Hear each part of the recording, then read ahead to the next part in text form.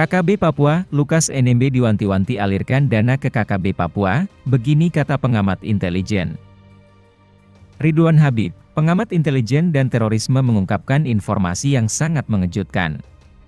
Dia mengatakan Lukas NMB diduga mengalirkan dana ke kelompok kriminal bersenjata di Papua atau KKB Papua. Pernyataan Ridwan Habib itu mengemuka merespon langkah tegas Komisi Pemberantasan Korupsi, KPK, yang menangkap dan memproses hukumkan Gubernur Papua, Lukas NMB. Bahkan saat ini, Lukas NMB tak hanya jadi tersangka kasus suap dan gratifikasi senilai 1 miliar rupiah, tetapi juga kasus lain, yakni dugaan menggelontorkan dana untuk KKB Papua.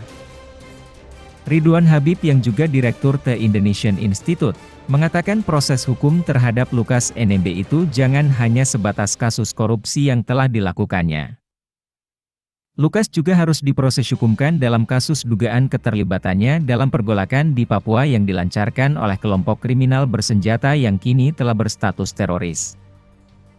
Maksud saya, buka juga celah penyelidikan terhadap Lukas NMB dan kelompoknya jika memang terkait dengan separatisme, sambungnya. Untuk diketahui, saat ini Gubernur Papua nonaktif, Lukas NMB telah ditahan di rutan KPK. Ia ditahan dalam kasus suap dan gratifikasi. Lukas NMB kini mendekam di balik jeruji besi setelah sempat menjalani pemeriksaan di Rumah Sakit Angkatan Darat, RSPAD, Gatot Subroto, Jakarta Pusat. Juru bicara penindakan dan kelembagaan KPK, Ali Fikri mengatakan, berdasarkan laporan dari tim medis, Lukas NMB dinyatakan telah pulih. Tim medis menyatakan tersangka Lukas NMB sudah pulih sehingga dapat dipindahkan ke rutan KPK, kata Ali dalam keterangan tertulisnya kepada Kompas.com, Jumat 20 Januari 2023. Saat ini, katanya, selain kasus korupsi, KPK juga sedang bekerja menelusuri apakah ada aliran dana dari Lukas NMB ke KKB Papua atau PM, Organisasi Papua Merdeka. Jika terbukti ada, maka Lukas berpeluang dijerat hukuman penjara seumur hidup. Dilansir dari tribunnews.com, Ridwan Habib menyebutkan bahwa selain kasus suap dan gratifikasi, KPK juga perlu menelusuri dana untuk menopang operasi OPM.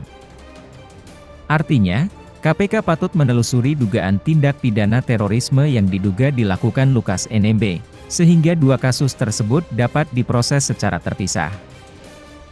Jangan kemudian seolah-olah, bahwa Lukas NMB hanya dijerat dengan kasus korupsi, kata Ridwan, Kamis 19 Januari 2023.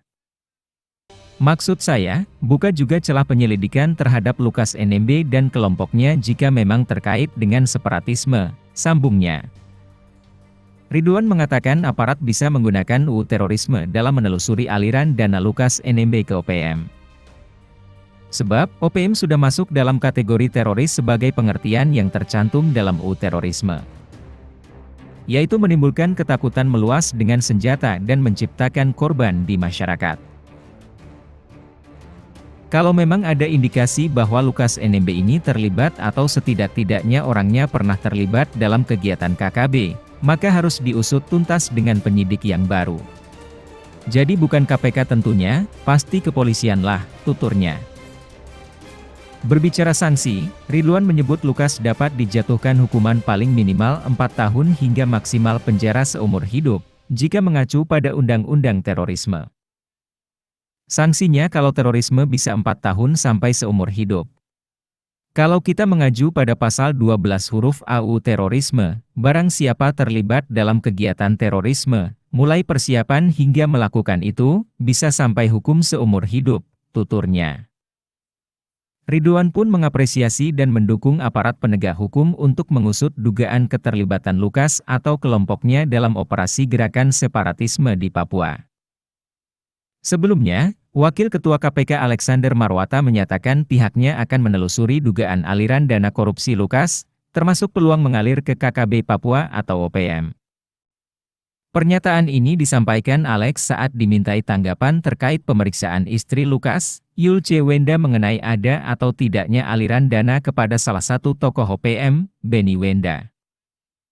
Apakah ada keterkaitan yang bersangkutan dengan kelompok yang selama ini berseberangan dengan pemerintah dan seterusnya, pasti akan didalami, ujar Alex, Selasa 17 Januari 2023.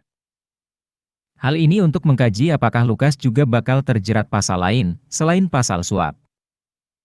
Kami kaji apakah bisa diterapkan pasal lain, selain pasal suap dan gratifikasi, jadi pasal 12A atau 12B, tapi kami juga kaji kemungkinan penerapan pasal lain selain suap, ujar Kepala Bagian Pemberitaan KPK Ali Fikri, Sabtu 14 Januari 2023.